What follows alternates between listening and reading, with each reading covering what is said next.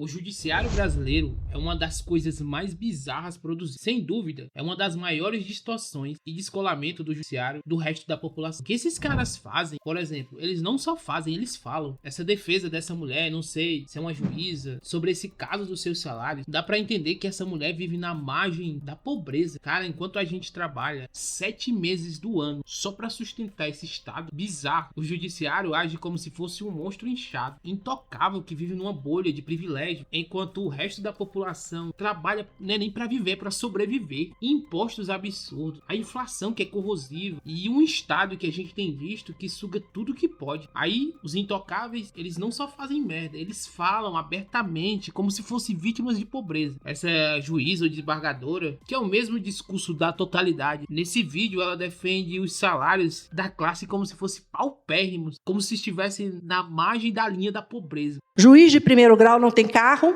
paga do seu próprio bolso o combustível, o carro financiado, enfim, não tem apartamento funcional, não tem plano de saúde, não tem refeitório, não tem água e não tem café, ministro Dino. No primeiro grau não tem.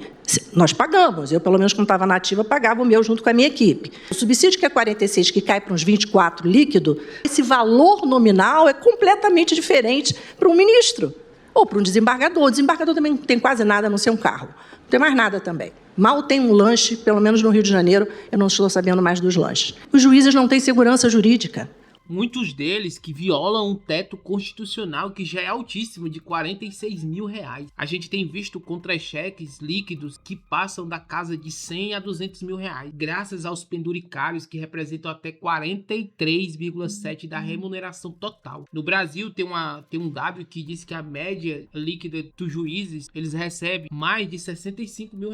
E tem desembargador recebendo no Brasil R$384 mil. Isso mesmo que você ouviu, 8 vezes a mais que o teto. Tem até uns de Santa Catarina que receberam R$281 mil no mês. Aqui é a elite da elite do 1% mais rico, vivendo de super salários que consomem fatia gigante do PIB. Enquanto você que produz, quebra. Enquanto você que sustenta esse estado tem que viver com a incerteza de sua empresa tá funcionando hoje e não tá funcionando amanhã. E os privilégios aí não param, né? Estabilidade absoluta. Se um juiz faz algo bizarro, né? O máximo que leva como punição é uma aposentadoria gorda e compulsória pro resto da vida, 50 a 70 mil reais. Aí a gente no setor privado vai abrir uma empresa e os dados do Sebrae dizem que mais de 60% das empresas fecham em 2 anos. Por causa de quê? A gente não tem estabilidade. Por causa de imposto, fiscalização obsessiva da Receita. Agora, cruzando até os dados, a gente vive como se fosse marginais. Se ganha um pouco mais, o governo taxa até o ar que você respira. Agora o governo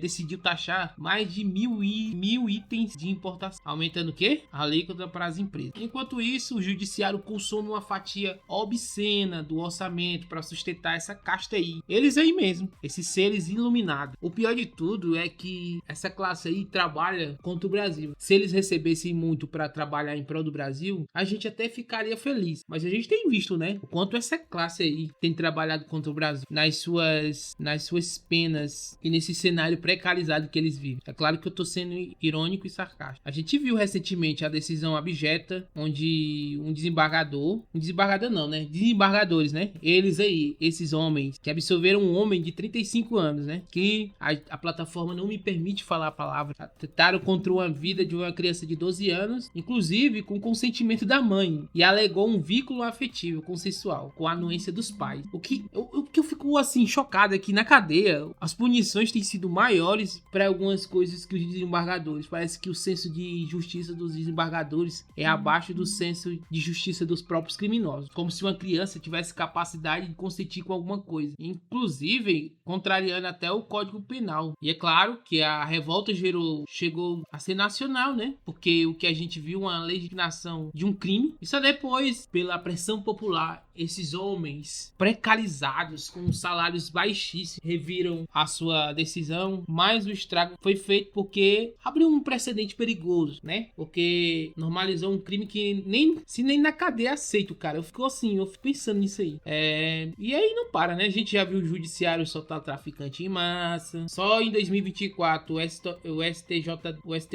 concedeu mais de 9.166 habeas corpus para traficante. Inclusive, até os dados mostram que desses 9.000 casos de habeas corpus, 577 são casos de soltura de chefe de organizações criminosas. A gente tem visto um vício processual, né? A gente tem visto até limite, até as operações policiais. E a gente tem visto que os policiais arriscam a sua vida, enquanto esses homens aí, que essa mulher disse que um desembargador não tem dinheiro para comprar um carro, andam de carro blindado, com estabilidade, salários milionários e punição. A gente já sabe, né? Se a gente errar na nossa empresa fecha. Se você errar numa empresa privada, você é mandado embora, direito a nada. Agora, se esses homens erram, eles têm aposentadoria. E a gente vê, esses homens recebem fortunas para trabalhar contra o Brasil. Numa realidade onde, se você criticar os super salários deles, parece que vira um atentado à democracia. O que a gente tem visto é que o judiciário é o atraso do Brasil. É retrógrado, é abjeto, é intocável. Eu acho que o judiciário é pior do que a política, porque a gente vota pra fora esses aí. Por exemplo, se você, embora uma boa parte da população é emburrecida, não sabe votar, mas pelo menos a gente tem esse mecanismo, né, de punir e não votar. A gente é capaz de odiar o Lula, o Bolsonaro, e a gente deveria odiar mais ainda essa caixa, porque eles são um câncer. Eles impedem qualquer progresso real do Brasil. O Brasil é o fundo do poço. Aqui é o único lugar do mundo. Aqui a gente não encontra essas distorções